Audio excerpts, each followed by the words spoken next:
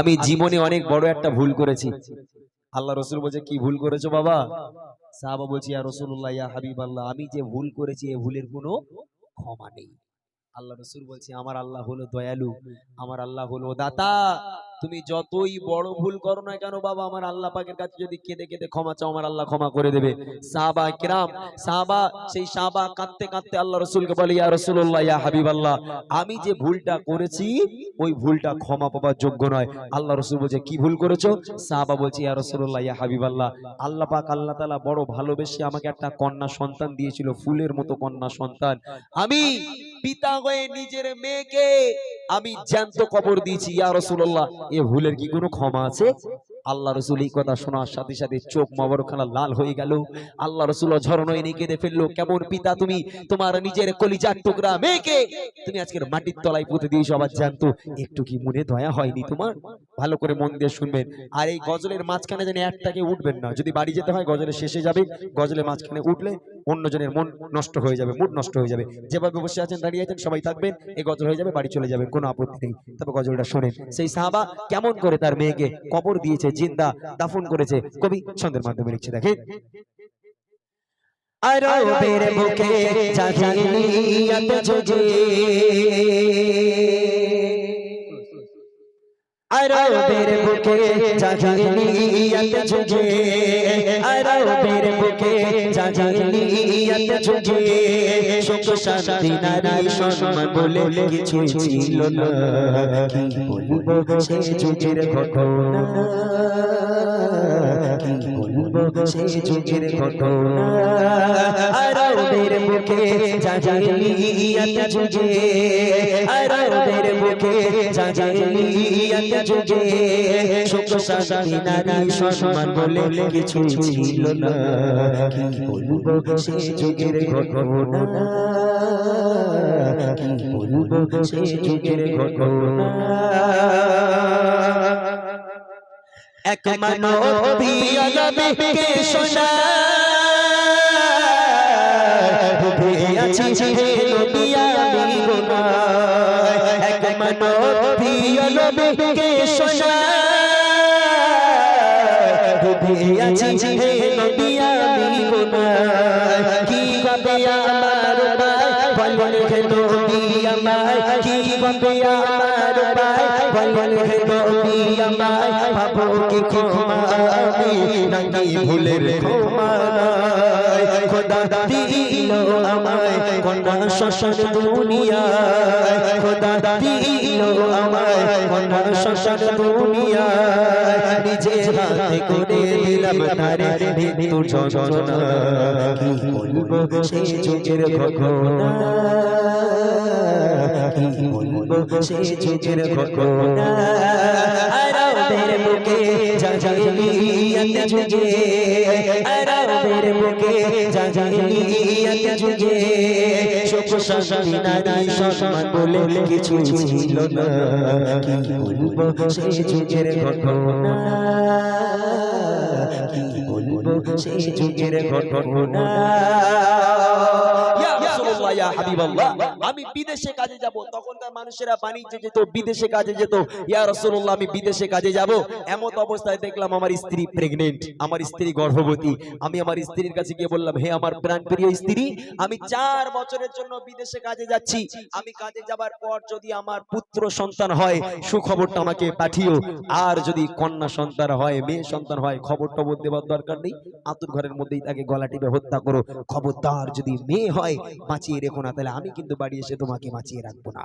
স্ত্রীকে এই কথা বলে স্বামী চলে গেল বিদেশে। যাবার বেশ কিছুদিন পর একটা সন্তান জন্ম দিল মা, কন্যা সন্তান। যেখানে বাঘের ভয় সেখানে সন্ধে হয়। একটা সন্তান জন্ম দিল, কন্যা সন্তান।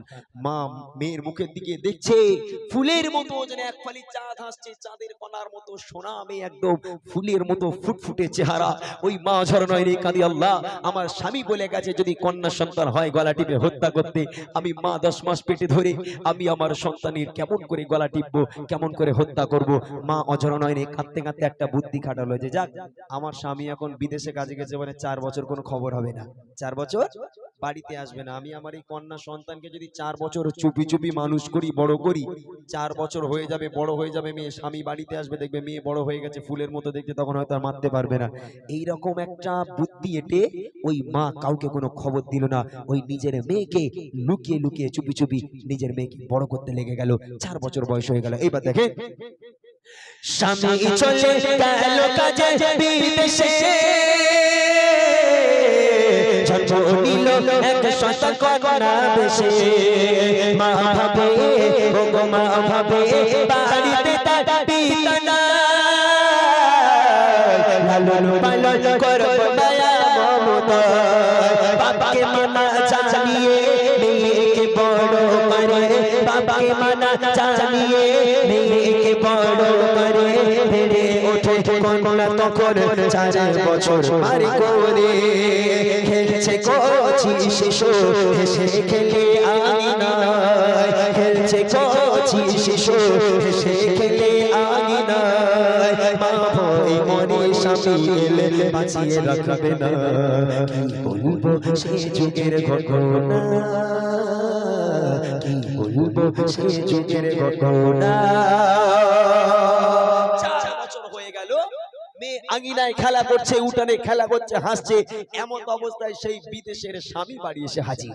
4 বছর পর যেই স্বামী বাড়িতে পা রেখেছে, দেখছে তার উঠানে একটা ফুলের মতো, একটা 4 বছরের মতো একটা মেয়ে, ফুলের মতো মেয়ে দৌড়াচ্ছে, হাসছে, খেলছে। পিতা বিদেশ থেকে বাড়ি এসে একদম গেটে দাঁড়িয়ে দিচ্ছে, মেয়ে কার? কার মেয়ে? আমার বাড়িতে মেয়ে সন্তান, কোথাকার মেয়ে, এ বাড়ি কোথায়? এরকম ভাবতে থাকে। এমন অবস্থায় ওই বাচ্চা মেয়ে যেখানে খেলা করছিল, ওখান থেকে দৌড়ে দৌড়ে এসে বাপকে জড়িয়ে ধরেছে। আব্বা, আব্বা আপনি ভালো আছেন আব্বা? কতদিন আপনাকে দেখিনি আব্বা, মায়ের মুখে আপনার কত প্রশংসা, কত কথা শুনেছি, আমি আপনার মেয়ে, আমার কথা কি আপনার একটু মনে পড়েনি আব্বা?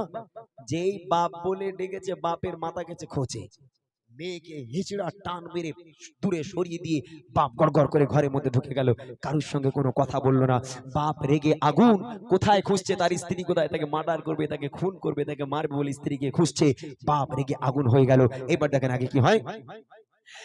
একদিন ফিরে এলো তার স্বামী,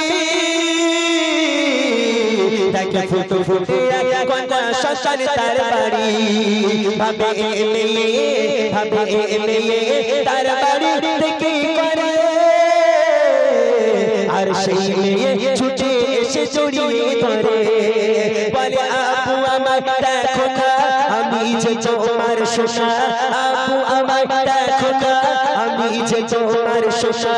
বহুদিন ধরে তোমায় ছিল দেখার বাসনা, আজ হয়েছে পুরো, আপু আছো কেমন, আজ হয়েছে পুরো, আপু আছো কেমন। এই দৃশ্য দেখে পিতার মাথা ঠিক থাকে না, কি বলবো সেই যুগের ঘটনা, কি বলবো সেই যুগের ঘটনা। একদিন হয়ে গেল, 2 দিন হয়ে গেল, 3 দিন হয়ে গেল, 4-5 দিন পর ওই বাপ এবার স্ত্রীর কাছে এসেছে, বলে এ দেখো, যা আবার হয়ে গেছে বাদ দাও, তোমার মেয়েকে তুমি যখন বড় করে ফেলেছো, ফুলের মতো দেখতে হয়েছে, ওকে মেরে আর লাভ নেই। তুমি একটা কাজ করো, তুমি তোমার মেয়েকে একটু সুন্দর করে সাজাও দিনি, ওর মামার বাড়ির দিক থেকে একটু ঘুরিয়ে আনি। বাপ স্ত্রীকে বলল, আর স্ত্রী খুশিতে বাগে বাগ, যাক আমার পাষাণ হৃদয় স্বামী, সে আজকে শেষমেশ আমার মেয়েটাকে মেনে নিল। খুব খুশি খুশি মনে ওই 4 বছরের কন্যাকে আরো সুন্দর করে সাজিয়ে বাপের হাতে তুলে দিল। যাও মা, পিতার সঙ্গে ঘুরে এসো। বাপ মেয়ের হাত ধরেছে, এবার মেয়ে আনন্দে বাপের সঙ্গে ঘুরতে যাবে। বাড়ি থেকে রওনা হয়ে গেল। মরুর বালুর উপর থেকে পথের পর পথ, পথের পর পথ, পথের পর পথ হেঁটে যায়, গন্তব্য আর আসে না। বেশ কিছুটা যাওয়ার পর এক সময় মেয়ে বলছে, আব্বা, আব্বা আপনি আমাকে কোথায় নিয়ে যাচ্ছেন আব্বা? আব্বা পিপাসায় কলিজাটা ফেটে যাচ্ছে আব্বা, না আছে কোনো ছায়া, না আছে কোনো পানি আব্বা, একটু পানি দেন, নলে হয়তো আমি আর বাঁচবো না, আমি আর হাঁটতে পারছি না আব্বা, আব্বা পিপাসায় কলিজাটা ফেটে যায় আব্বা, একটাবার আমাকে একটু পানি খাওয়ান, আর না হলে আমাকে বাড়িতে নিয়ে চলেন, আমি আর হাঁটতে পারবো না। আব্বা আব্বা বলে কাঁদে, বাপ আর মেয়ের দিকে ফিরেও তাকায় না। টানতে টানতে মেয়েকে নিয়ে যাচ্ছে মরুর বালুর উপর থেকে। আর মেয়ে আর তোনাদ করে, আব্বা আব্বা একটু পানি দেন, নইলে কলিজাটা ছিঁড়ে যাবে আব্বা, আব্বা একটুখানি পানি খাওয়ান। বাপ মেয়ের দিকে ফিরেও আর দেখেন। এবার দেখেন কি হয়, রওনা ও গো রওনা হয়ে যায় বাপ মেয়ে, আনন্দে চলে তার বাপ মেয়ে, মরুর বালুর ওপার দিয়ে হেঁটে যায়, বলে আব্বু বলো আমরা যাচ্ছি কোথায়, আমি চলতে আর পারি না, পিপাসায় কলিজা খানা, চলতে আমি পারি না, পিপাসায় কলিজা খানা ফেটে যায়, আব্বু আমায় বাড়ি নিয়ে চলো না, কি পাশানের হৃদয় তার শোনে না কথা, কি পাশানের হৃদয় তার শোনে না কথা, আব্বু আব্বু বলে কাঁদে মেয়ে ফিরেও দেখে না, কি বলবো সেই যুগের ঘটনা, কি বলবো সেই যুগের ঘটনা। তাকায় না, বেশ কিছুটা চলে গেল, গিয়ে মেয়েটাকে একটা দূরে এক জায়গায় দাঁড় করিয়েছে, এক জায়গায় দাঁড় করিয়ে ওই বাপ এবার বেশ কিছুটা একা একা চলে গেল। একা একা গিয়ে মেয়ে দাঁড়িয়ে আছে দূরে, বাপ একটু দূরে গেল, গিয়ে বাপ এবার মাটি খুঁড়তে শুরু করে দিল। মেয়ে দূর থেকে দেখছে আমার বাপ তাহলে কোনো কাজের উদ্দেশ্যে এসছে, তাই হয়তো আমাকে নিয়ে এসছে। মেয়ে দূর থেকে দেখছে তার বাপ একটা কাজ করছে, মাটি খুঁড়ছে। মাটি খুঁড়তে খুঁড়তে এক মানুষ সমান মাটি খোঁড়া হয়ে গেল, এক মানুষ সময় মাটি খুঁড়ে বাপ গর্তে নেমে গেল। আর মেয়ে দূর থেকে দেখছে তার পিতার মাথায় কপালে সারা দেহ থেকে ঘামগুলো টপিয়ে টপিয়ে পড়ে, আর বাপ মাটি খুঁড়তে লাগে। ওই কচি বাচ্চা 4 বছরের মেয়ে বাপের এই কষ্ট সহ্য করতে না পেরে ওখান থেকে এক ছুট মেরে আব্বার কাছে চলে গেল। নিজের জামা দিয়ে মেয়ে বাপের ঘাম মুছে দেয়, মাথার ঘাম মুছে দেয়, কপালের ঘাম মুছে দেয়, আর ওই বাপ ওই মেয়েকে পুতবে বলে গানটা করে। আহা কি দৃশ্য!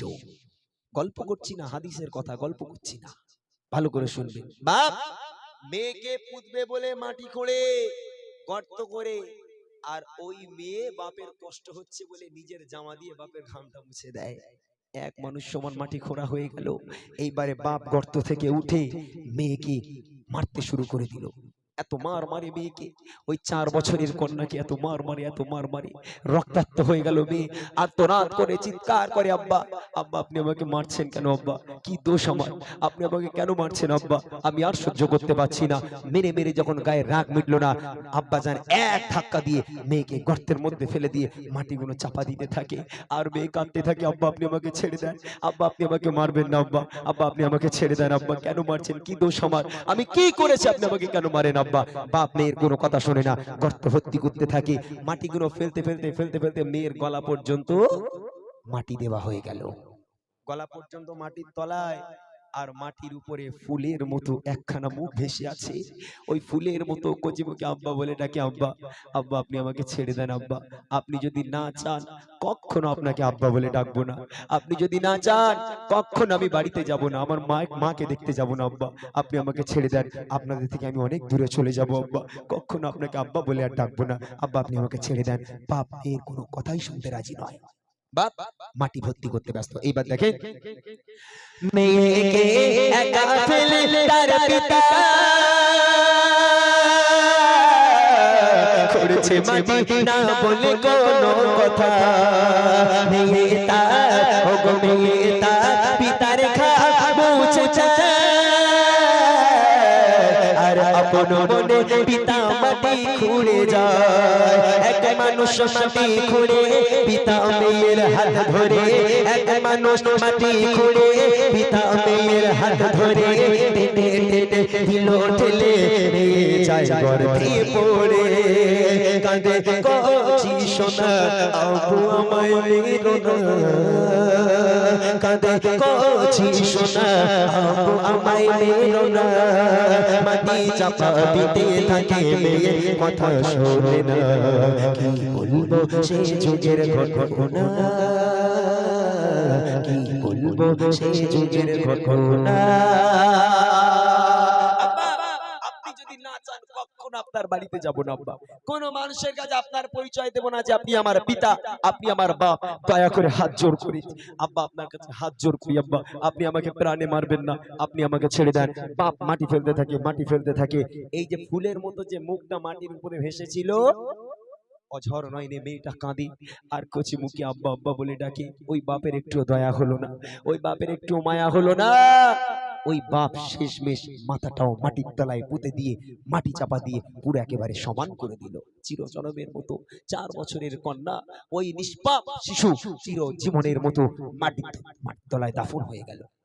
আহা, কি যুগ ছিল সেই যুগ, যে যুগে মেয়েদের কোনো সম্মান ছিল না, যে যুগে মেয়েরা জন্ম নিলে তাদেরকে কিভাবে হত্যা করা হবে, তাদেরকে কিভাবে মারা হবে, তার নিজের মাতা আর পিতাই ঠিক করতো, বাইরের লোকের প্রয়োজন পড়তো না। তাই কবি লিখছে, মেয়েকে একা ফেলে তার পিতা করেছে মাটি না বলে কোনো কথা। মেয়ে তার, ও গো মেয়ে তার পিতার খামোশ পিতা মাটি খুঁড়ে যায়। এক মানুষ মাটি খুঁড়ে পিতা মেয়ের হাত ধরে, এক মানুষ মাটি খুঁড়ে পিতা মেয়ের হাত ধরে, দিল ঠেলে মেয়ে যায় গর্ভে পড়ে। কাঁদে কচি সোনা আব্বু আমায় মেরো না, কাঁদে কচি সোনা আব্বু আমায় মেরো না। মাটি চাপা দিতে থাকে মেয়ে কথা শোনে না। কি বলবো সে যুগের ঘটনা, কি বলবো সে যুগের ঘটনা। ইয়া রাসূলুল্লাহ, ইয়া হাবিবাল্লাহ, আমি আমার মেয়েকে, আমি আমার নিজের কন্যা সন্তানকে এইভাবে মাটির তলায় পুঁতেছি। এই কথা শোনার সাথে সাথে আমার আপনার নবী এত কান্না কেঁদেছিল, আমার আপনার নবীর দাড়ি মোবারক ভিজে, দাড়ি মোবারক থেকে পানি টুপিয়ে টুপিয়ে রসুলের পিরহান মোবারকখানা পুরো ভিজে গেছিল। সেই দিন থেকে আমার আপনার নবী মেয়েদের সম্মানকে অনেক বাড়িয়ে দিয়েছে এবং ওয়াদা করেছে যার বাড়িতে কন্যা সন্তান জন্ম নেবে আল্লাহ পাকের রহমত আর বরকত তার বাড়িতে আল্লাহ পাক ভরিয়ে দেবে। জোরে বলুন না সুবহানাল্লাহ। কত মানুষ আছে, কত শ্বশুর, কত শাশুড়ি আছে, হাসপাতালে যদি কোনো একটা বোন বা কোনো একটা মা যদি একটা বাচ্চা জন্ম দেয়, যদি একটা কন্যা সন্তান জন্ম দেয়, শাশুড়ি ছেলের বোন করে, এই দেয় খবরটা যাস না জানো, কেন মা কি হয়েছে, বলে সে ছেলে ছেলে হয়নি, মেয়ে হয়েছে। আর মেয়ে হয়েছে মানে 3 লাখ টাকা যাবে, চলে যাবে, ও দরকার নেই, বউয়ের বাপ মা বুঝে নেবে, খবরটা যাবি না জানো। হ্যাঁ, ছেলে হলি নাই দেখতে, ছেলে হলি আসবে। আহা, মনে রাখো আমার আপনারা নবী বলে যার বাড়িতে কন্যা সন্তান জন্ম নেবে, যার বাড়িতে মেয়ে সন্তান জন্ম নেবে, আল্লাহ পাকের রহমত এবং বরকত আল্লাহ পাক তার বাড়িতে ভরিয়ে দেবে। অর্থাৎ মেয়ে যদি হয়, মেয়ে সন্তান যদি জন্ম নেয়, মুখটাকে হেলিও না, মুখটাকে বেকিও না। আমার নবী পাক বলেছে তোমার ঘরের রহমত আর তোমার ঘরের বরকত তোমার কন্যা, তোমার মেয়ে। শেষ করায় কবি লিখছে, দেখেন, মাটির তলে দেহ মুক্তি পার করে কেটে কেটে বলে আপু দাও ছেড়ে, শেষবার ও গো শেষবার মাকে দেখতে দাও না। মাটি চাপা দিয়ে দিল মুখখানা, আহা কি পাষাণ হৃদয় একটু কি দয়া না হয়, আহা কি পাষাণ হৃদয় একটু কি দয়া না হয়। এই কথা শুনে প্রিয় নবীর কেঁদে বুক ভেসে যায়, বলে নবী আকেরা তোমার কন্যা সন্তান, বলে নবী আকেরা তোমার কন্যা সন্তান। ঘরের রহমত বরকত সবই অবহেলা করো না। কি বলবো সে যুগের ঘটনা, কি বলবো সে যুগের ঘটনা। আরবের বুকে জাহিলিয়াত যুগে, আরবের বুকে জাহিলিয়াত যুগে সুখ শান্তি নারী সম্মান বলে কিছু ছিল না। কি বলবো সে যুগের ঘটনা, কি বলবো সে যুগের ঘটনা, কি বলবো সে যুগের ঘটনা।